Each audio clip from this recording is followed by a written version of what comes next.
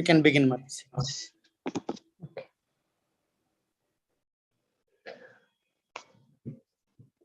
Narayanam namaskritya naram chaiva narottamam devim saraswatim vyasam tadho jayam mudirayet shrimatam swakadha krishna punyasravana kirtana hridyantasto hyabhadrani vidhunoti suhritsatam nastya prayeshu bhadreshu nityam bhagavada sevaya bhagavatyuttama shloke bhaktir bhavati naistiki om atnanatimirandhasya nananjana shalakaya chakshurunmilitam yena tasmai shri gurave namaha mukam karoti vachalam pangum langayate girim yat kripatvam vande Shri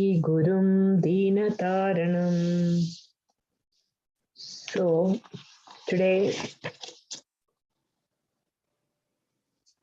we are discussing Srimad Bhagavatam, Canto 2, Chapter 4, Text 9 to 10. 9 and 10. Om Namo Bhagavate Vasudevaya. Om Namo Bhagavate Vasudevaya. Om Namo Bhagavate Vasudevaya.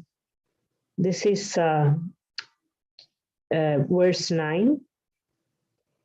Yadha gunamstu prakrite yugapat kramasopi va vibharti bhurisastveka kurvan karmani janmabhi.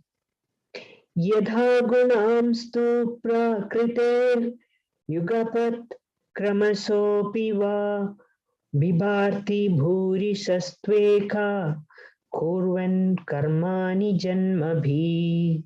Yadha gunamstu prakriter yugapat kramasopi va vibharti bhurisastveka kurvan karmani janmabhi. Yatha, as they are, gunan, the modes of, tu, but, prakrite, of the material energy, yugapat, simultaneously, kramasa, gradually, api, also, va, either, vibharti, maintains, bhurisaha, many forms, tu, but, eka, the Supreme One, kurvan, acting, karmani, activities, janmabhihi, by incarnations. The Supreme Personality of Godhead is one. Whether he alone acts with the modes of material nature or simultaneously expands in many forms or expands consecutively to direct the modes of material nature. So, the Supreme Personality of Godhead is one. Whether he alone acts with the modes of material nature or simultaneously expands in many forms or expands consecutively to direct the modes of nature. So this is, in a sense, the meaning is that the Supreme Lord alone can directly act with the material nature, or he can simultaneously expand in many forms, and by that he can interact with the material nature, or instead of simultaneously, he can do one after the other, consecutively also, he can do the very same thing. So then, one can wonder, what is the point of all these things? Do we need to really know whether the Lord is directly interacting or simultaneously interacting or consecutively interacting? And one thing is for clear that anyway, I forgot to say my prayers. Om Atnana Timirandasya Tananjana Shalakaya Chakshurunmilitam Yena Tasmai Shri Gurave Namaha. So there is no purport to this verse, but in previous purports, it was very clearly stated that one cannot know the Supreme Lord by scholarship. So the question that whether the Lord acts directly or the Lord acts indirectly or the Lord acts through the expansions, however much we intellectually try to understand this, we are never going to get an answer. So in the verse 7, the question was that how do you know, how does the Lord create, how he maintains, how he destroys that which is created, how does the universes get created, how it get dissolved, again it gets created. And the Lord has got many potencies, as we all have heard many times, his internal potencies, external potency, marginal potency, all these various energies are interacting. So how does the Lord engage in this creative process? So in the 7th verse, it was clearly stated that the Lord sports with material energy. The word used there was kridhanam. And kridhan. Kridhan means he's personally being engaged. He's personally engaging himself as a sport. And then he creates. So that is the beginning of the creation, which is the sarga, first part of creation. So mahattattva, false ego, ahankara, other elements, all these things come into existence. And this is the Lord's sporting activity, his kridhan. And that is the sarga. And then following that comes the visarga, the secondary creation. And in the secondary creation, the Lord is engaging other living entities like Brahma and his sons, and particularly in the purport, Srila Prabhupada mentioned about Marichi, the mind-born son of Lord Brahma. And Lord Brahma has got many other sons who are born from different parts of his body. And these are the earliest living entities who come into existence, who becomes the Prajapatis and produces many other living entities. And so here the Lord is engaging Lord Brahma and such living entities in the process of visarga, the secondary creation. So the word used in that verse was kridhayan. And so in essence, what is happening? The Lord is interacting directly with his energy, material energy, or sometimes he's empowering other living entities to interact. And even the energy of the Lord, from which everything comes from, original state, it is the dormant state, is called pradhan. And starting from there, eventually the manifestation of various elements, eventually the manifestation of different living entities, which goes through a whole series of process. It creates so much diversity. And in this diversity, the Lord is present. In his fullness, he is present everywhere, in every atom of the creation. So he is present in every atom of the creation at the same time, and also he is not fully present. And this is the glory of the Lord. He is complete in all sense, and yet, we cannot say this is the Lord, or take one living entity and say this is the Supreme Lord. but the Lord is present even in the minutest atom of creation. And so this is the mystic power of the Lord. So we can say in one sense that the phenomenal world as we know it is impersonally a representation. It is impersonally the representation of the Supreme Lord Vasudeva. We can say that very clearly.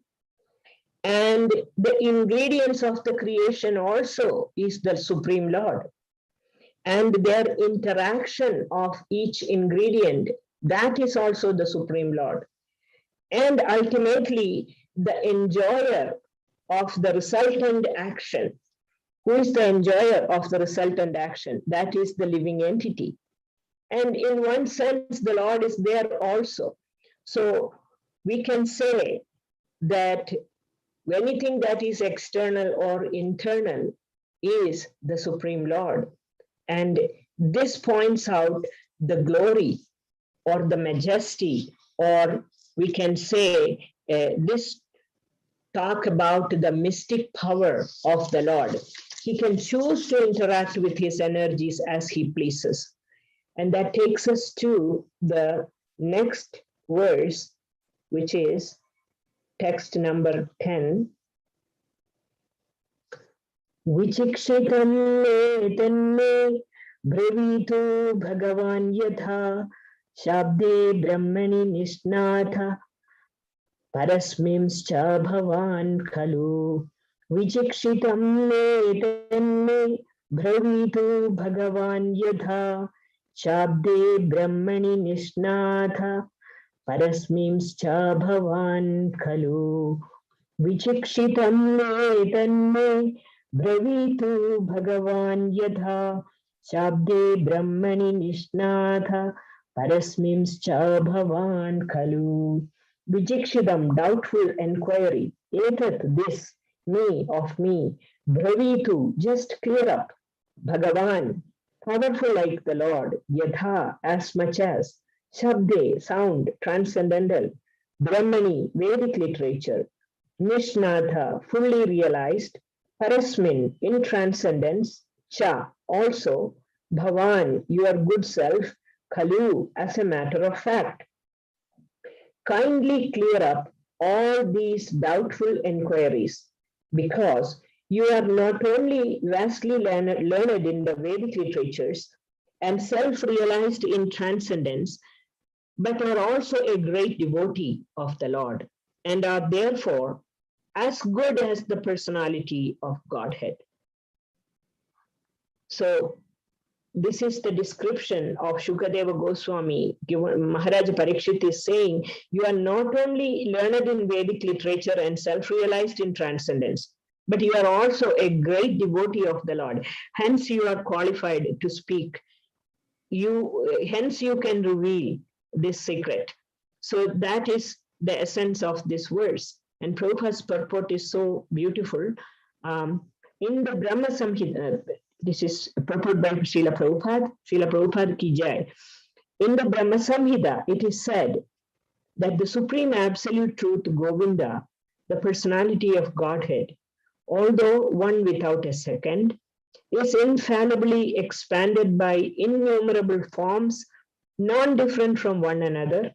And although he is the original person, he is still ever young with permanent youthful energy. He is very difficult to know simply by learning the transcendental science of the Vedas, but he is very easily realized by his pure devotees. So the point here is just knowledge of the Vedic literature or being self-realized in transcendence alone is not the qualification. It is also the very special qualification that is required is to become a pure, great devotee of the Lord.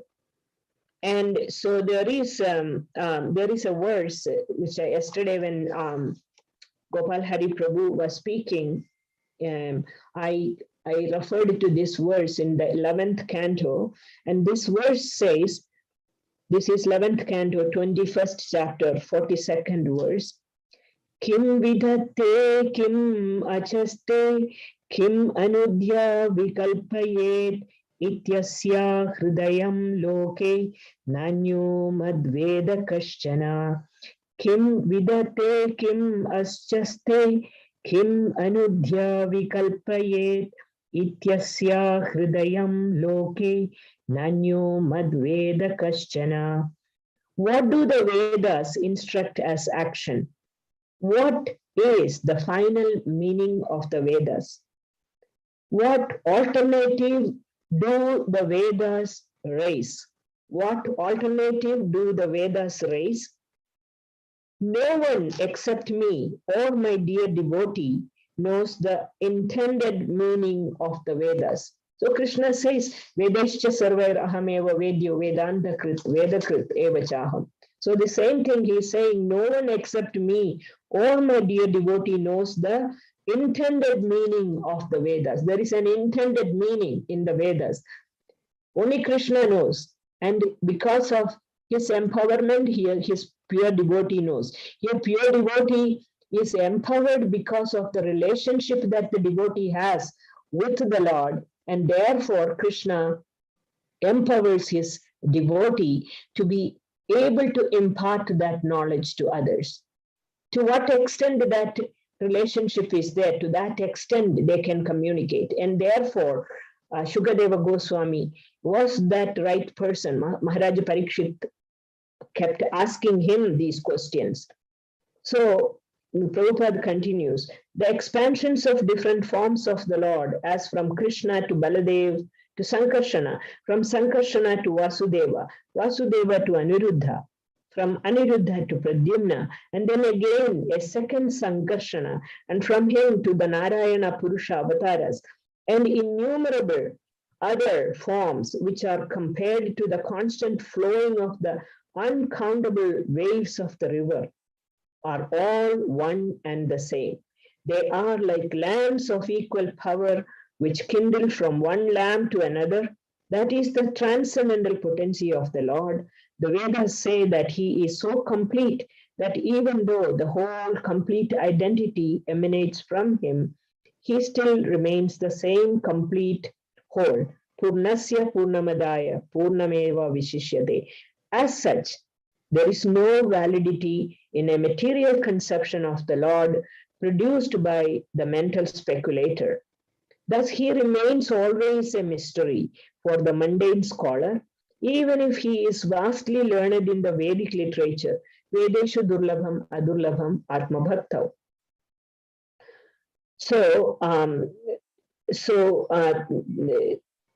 Therefore, the Lord is beyond the limit of conception for mundane learned scholars, philosophers, or scientists. He is easily understandable for the pure devotee because the Lord declares in the Bhagavad Gita 1854 that after surpassing the stage of knowledge, when one is able to be engaged in the devotional service of the Lord, then one can know the true nature of the Lord. One cannot have any clear conception of the Lord or his holy name, form, attributes, pastimes, etc., unless one is engaged in his transcendental loving service.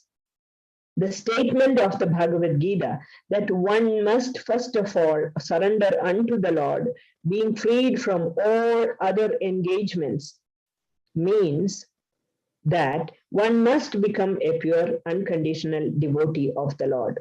Only then can one know him by the strength of devotional service. By the strength of devotional service means by that unconditional love that a devotee expresses towards the Lord and the Lord's consequent reciprocation to the devotee.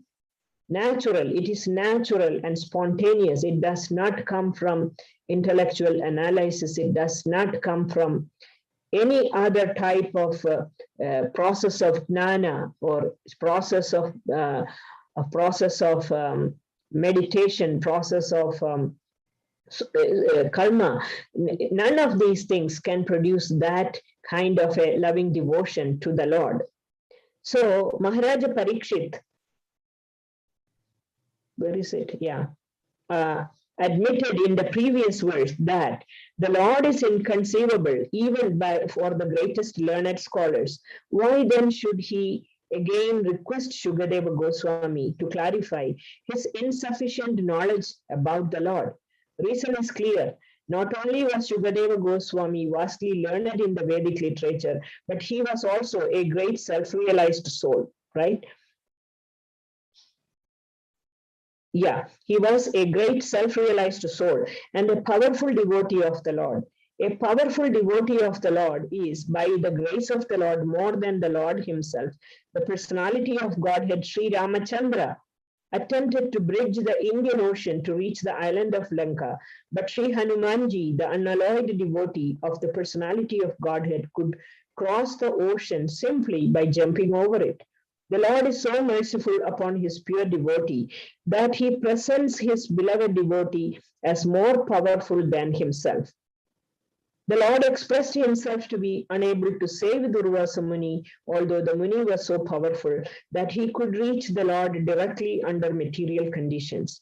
But Durvasa Muni was saved by Maharaja Ambariksha, a devotee of the Lord. Therefore, not only is a devotee of the Lord more powerful than the Lord, but also worship of the devotee is considered more effective than direct worship of the Lord. Mad Bhakta Puja Bhyadika.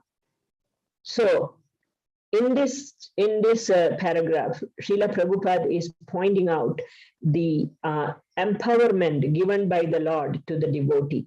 He is giving these two examples. One is the Lord's Supreme Lord Ramachandra. He is making effort to build the bridge to cross over the ocean, and yet he has empowered Hanuman to jump across the ocean. And so the Lord has no complexes like we human beings. When we have even a tiny little capacity to do something, and we would want everyone to know that I am capable of doing this. But the Supreme Lord, on the other hand, has got no complex about it. He would rather put his devotee or empower his devotee to do a certain Herculean task so that everyone will glorify his devotee. The Lord does not have any problem with that. Rather, the Lord enjoys seeing his devotee glorified. And therefore, approaching a devotee, Krishna likes that much better than others. Even in the episode of the churning of the ocean of milk, when the Vasuki was vomiting the poison, Krishna could have done something about it, but he empowered the Lord Shiva to drink the poison, to glorify. This gives an opportunity for others to glorify Lord Shiva. So in conclusion, therefore, a serious devotee must first approach a spiritual master who not only is well versed in the Vedic literature, but is also a great devotee with the factual realization of the Lord and his different energies.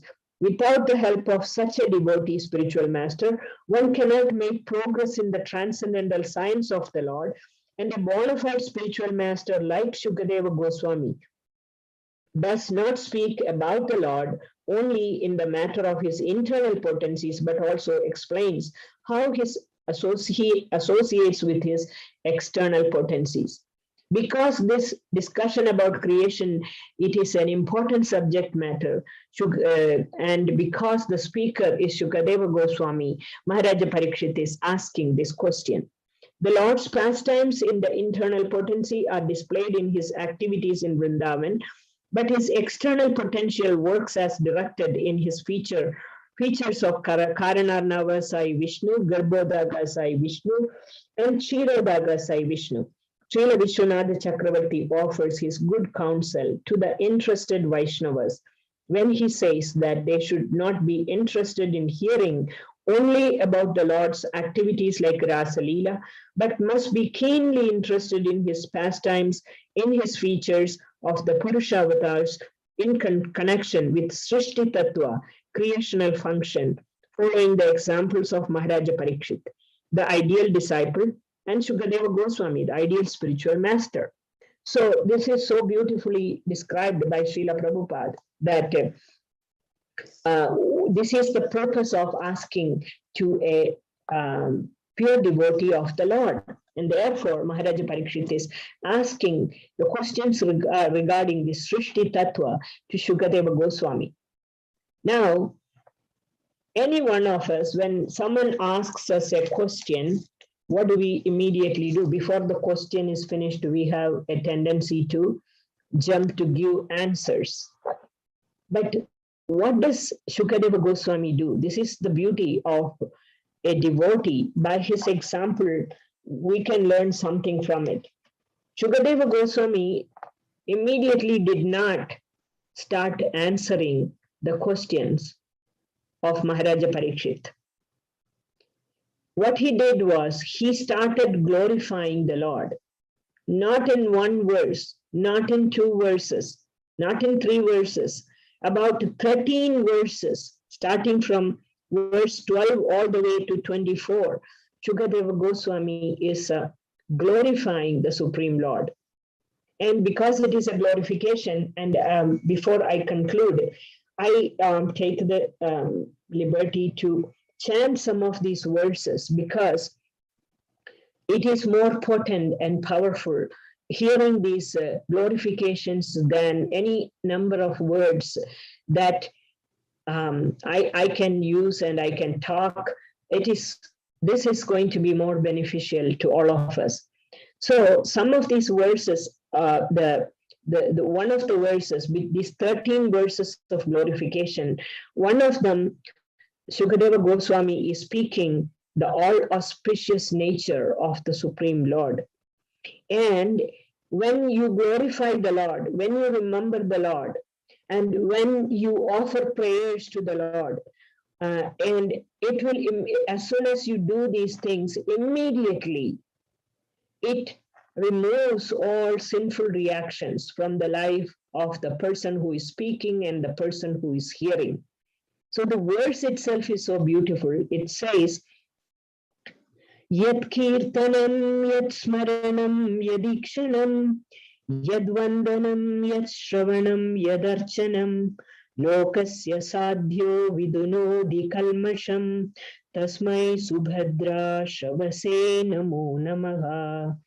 Yat kirtanam, yat smaranam, yadikshanam, yadvandanam, yat shravanam, yadarchanam, lokasya sadhyo vidunodi kalmasham, tasmat subhadra shavase namo namaha.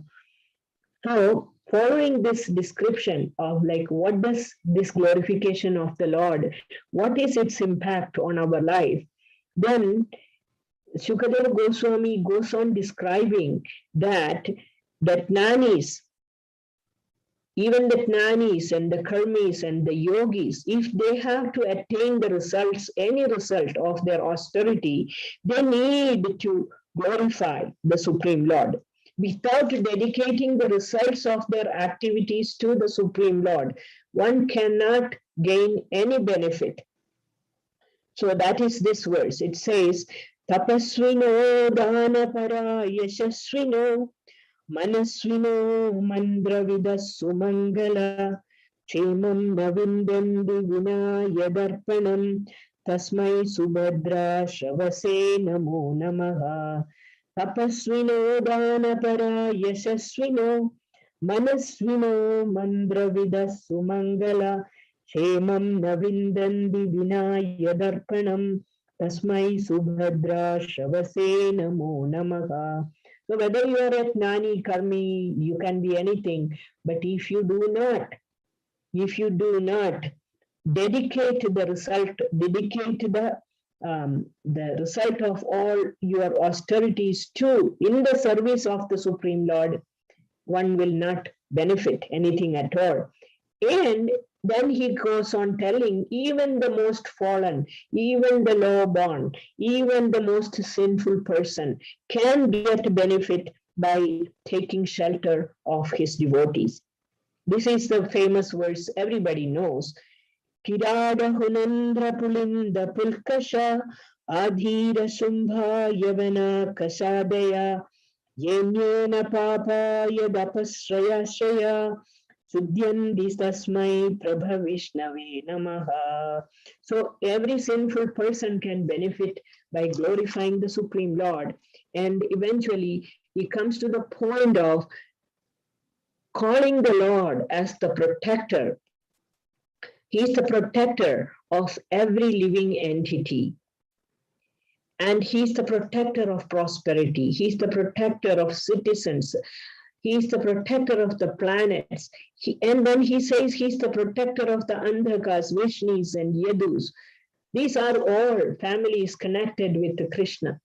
And he says, Shriyapadir, Yatnapadir, Prajapadir, Dhyampadir, Lokapadir, Dharapati, Padir Gadischandhaga Vrishni Sattvatam, Prasidatam me Bhagavan Sadampati. Just hearing that, our life is fulfilled. And without that understanding of the protection by the Lord, we all the intellectual power that God has given us, applying it in trying to understand any aspect of the creation, like the question about how did the Lord create, how did the Lord maintain, how did he dissolve the creation? None of these things, or even trying to understand the workings of the internal potency of the Supreme Lord. Nothing is practically possible if one cannot glorify the Lord from the heart and please the Lord and receive his mercy. And so in this context of discussion of the creation, something came to my mind, which I will share and conclude here. And this is the history of a temple in South India. And I was visiting Adikeshava temple one time. And as you know, Adikeshava temple is in close to Cape Comorin, Kanyakumari. And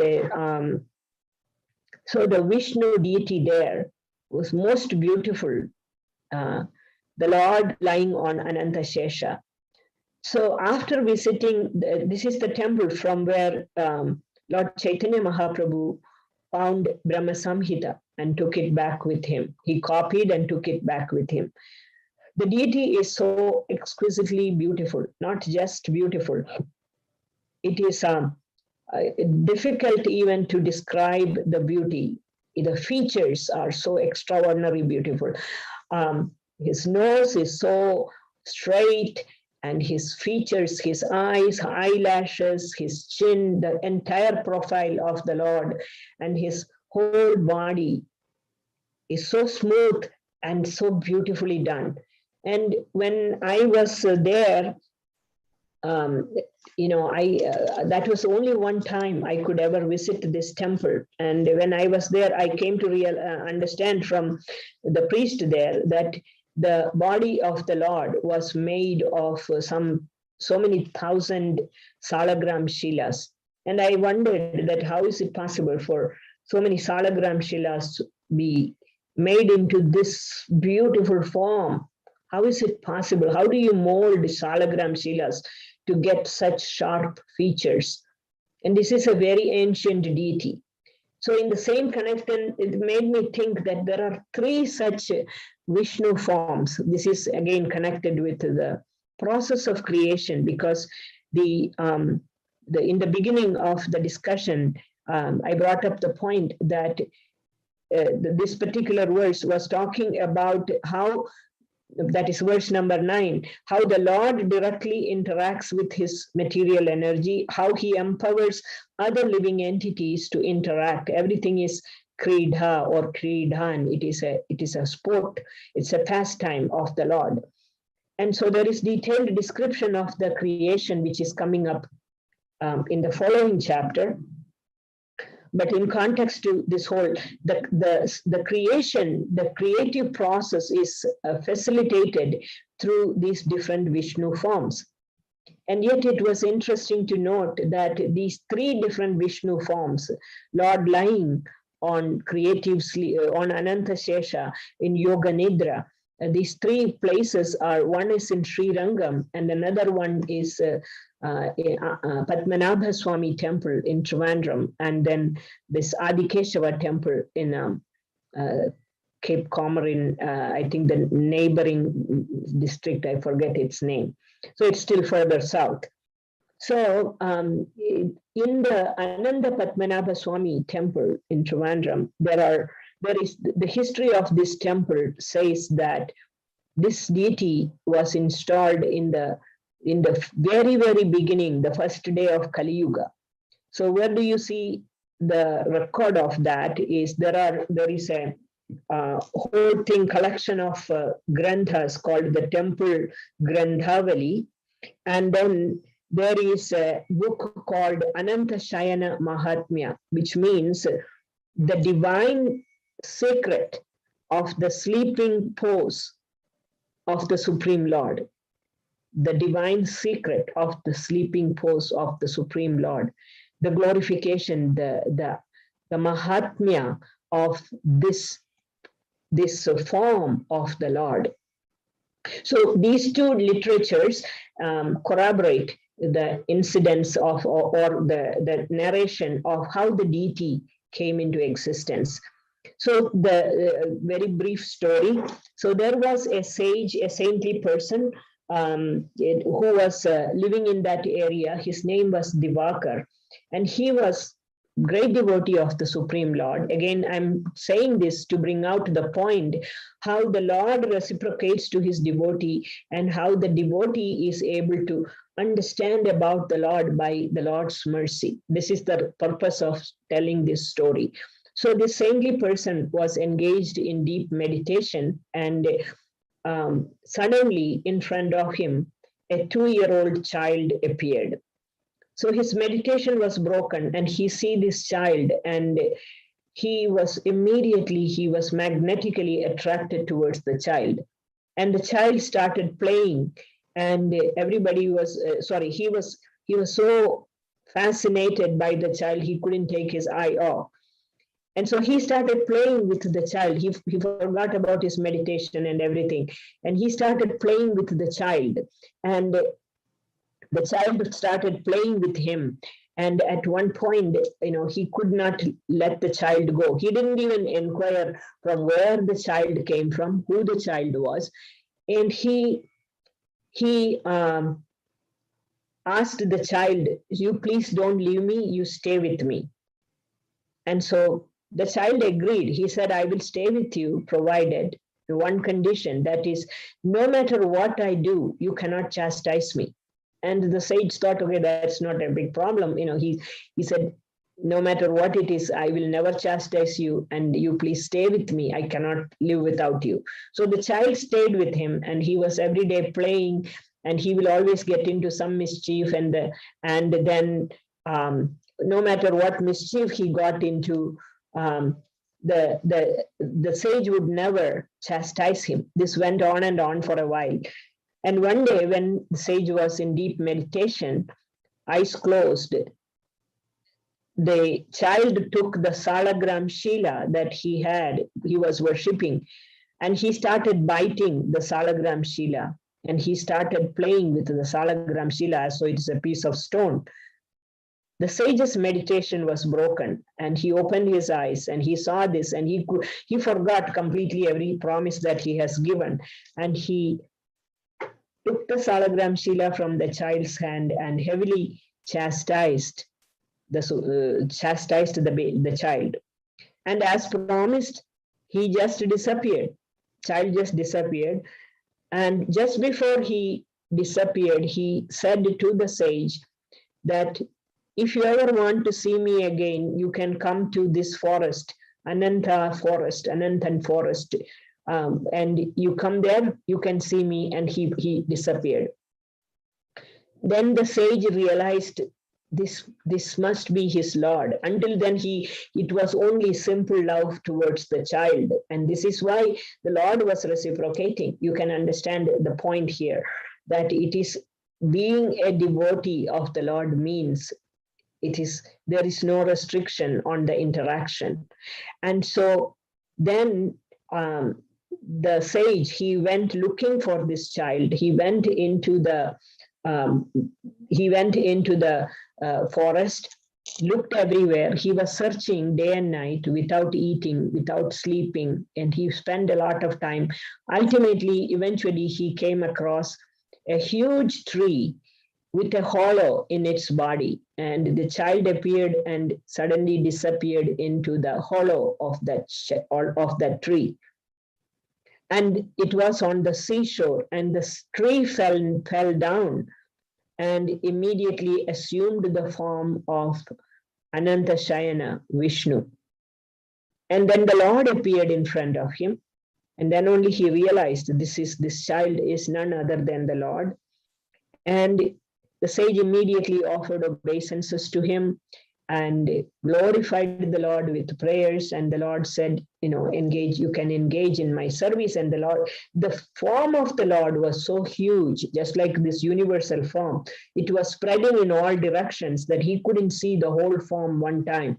And so he prayed to the Lord, can you please shrink this form so that I can see you with my eyes? And so the deity shrank to such an extent that the size of the deity was 3 times the size of the danda that the sage was carrying. And then the Lord disappeared. The sage started worshipping with all his heart. He was so happily engaged in his service. And the Lord was again so pleased with him that he appeared in front of this devotee and said, I'm so pleased with your service. And now going forward, always the Brahmanas from Tulu, which is the Mangalore area, they alone should come and do my main worship. And even to this day, and that is the custom, that is the Tulu Brahmanas come and do the worship in Ananda Padmanabha Swami temple. And not only that, there was another incident of Villamangala Thakur, who was worshipping this Lord. And suddenly the Lord appeared in front of him, and he immediately wanted to reciprocate. He immediately wanted to offer Naivedya to the Lord, and he had nothing in his hand. And so he looked around and he found this mango tree.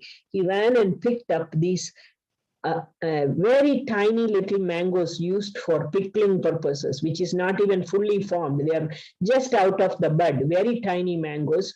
And they call in Malayalam, they call it as kannimanga. And he picked all of that and in his hand, and he needed something to offer. And there was no plate, nothing.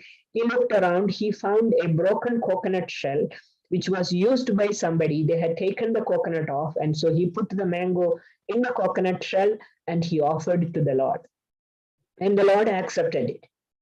And so even to this day, that tradition of offering this very, very baby mango in a coconut shell continues. But the coconut shell, instead of used coconut shell, they use a golden coconut shell. Now, coming to the last part of it, which connects us to this topic of being the devotee of the Lord. This is the point. So these examples clearly show the Lord reciprocates to his devotee. And so this deity form of the Lord was carved and, manifested, I would say. And then later, the worship was going on for a long time. And in the 1300s, there was a king who, very, very famous king in Kerala. His name was Martandavarma. And he took charge of the administration of the temple, engaged his servants to do all the services in that temple. And in course of time, there was the deity needed to be moved and again moved to the right place. Another time they made the single stone slab called Ettakal Mandapam, which is a solid granite stone, which was placed in front of the deity, from which you can stand and see the form of the deity. And in course of time, I think it was in the 1600s, the temple was caught on a fire. And the whole temple burned down, but nothing happened to this deity, which is made of wood. The deity was safe. And then again, the temple was rebuilt by Martandavarma. And at some point, this same deity was remade using some 120,000 salagram shilas. And how did the same thing? It looks like in not only Padmanabha Swami temple, but the Adikeshava temple also. The deity was made of so many thousands of salagram shilas, and they had a special kind of mortar made of something called kadu shakkara, which means it must have been some brown sugar and some other herbal products, and they mixed that to glue these salagram shilas perfectly to create this deity. So that deity was remade by that. This is all done after, like, when did I say? It was in 1335 when Martandavarma took, the king Martandavarma took charge of serving in this temple. And then by 1700, the deity was reestablished. And then at that point, around 1750, the king surrendered himself completely to the service of the deity. The king really proclaimed that I will be going forward my entire kingdom. Everything that belongs to me belongs to the Supreme Lord.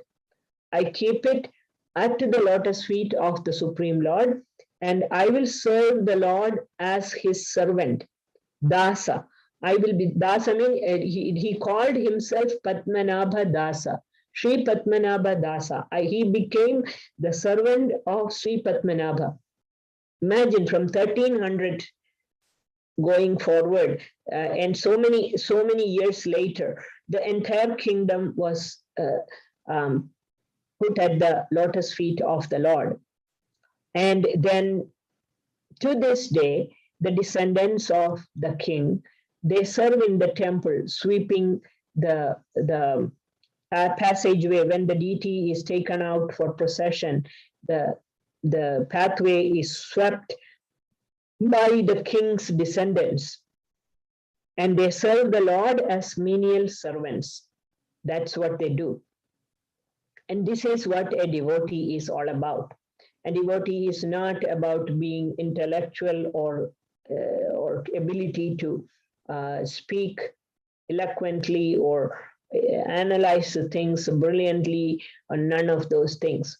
Ultimately, after serving the deity, the king came to the point of surrendering everything that he possessed, his kingdom, his subjects, his opulence, everything to Krishna.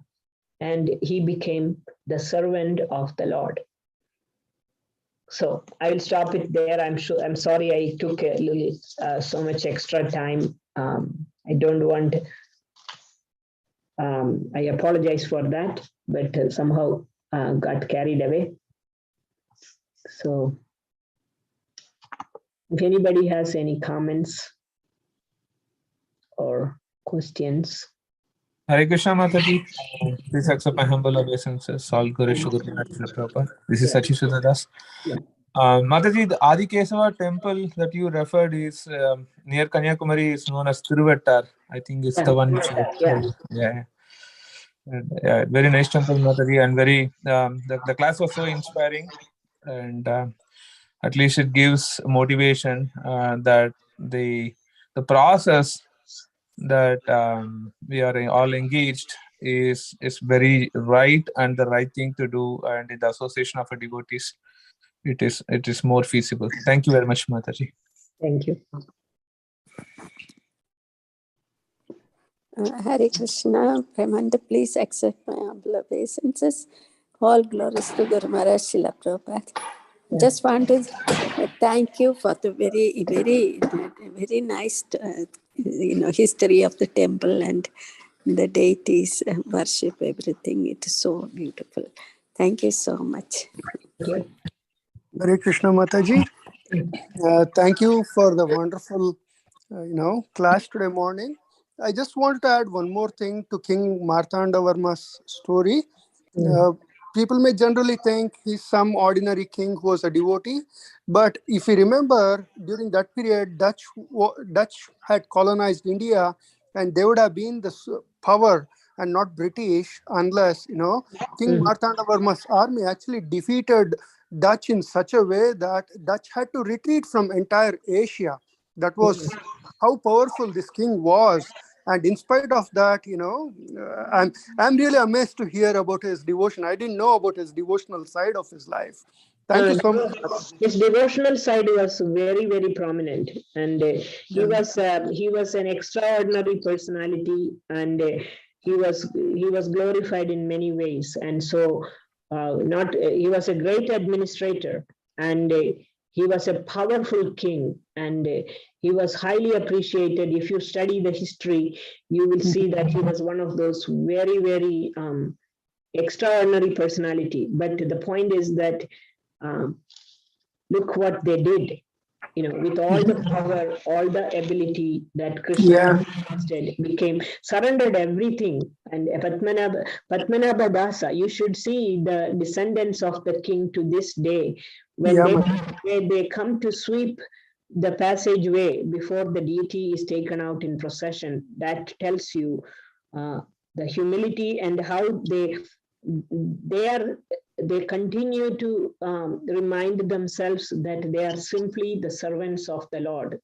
So one can be very powerful, like Yudhishthira Maharaj, right? He was very powerful. He was given everything by Krishna, but you know, he never lost that humility. He was always servant of Krishna. So such kings and such personalities, even if they have everything that one can, somebody may think, you know, this power and the opulence, everything, it is extraordinary, something to be coveted, but they don't think anything about that at all. And they are able to be in that position and yet not care a single thing about it, and they completely surrender to the Lord. Whereas ordinary people, you know, who may have hardly anything at all, they cling on to their own material possessions, and they do not ever want to serve the Lord. And this is the difference between a devotee and a non-devotee. And therefore, you know, the Lord reveals himself to, depending upon the degree of devotion, the Lord reveals his nature to his devotee, so that when you engage or when you serve such a devotee, by the Lord's mercy, by that devotee's mercy, one may come to know something about the Lord, not completely, not anything. Some aspects of the Lord one may come to know. Not by intellectual process at all. Thank you so much, Mataji. Hare Krishna. Okay, I think we are done here. I'm sorry it went on for a little longer. So thank you all. Hare Krishna. Please accept my humble obeisances. All glories to Srila Prabhupada. We'll end here. Yes, Mataji, we can end. Yeah.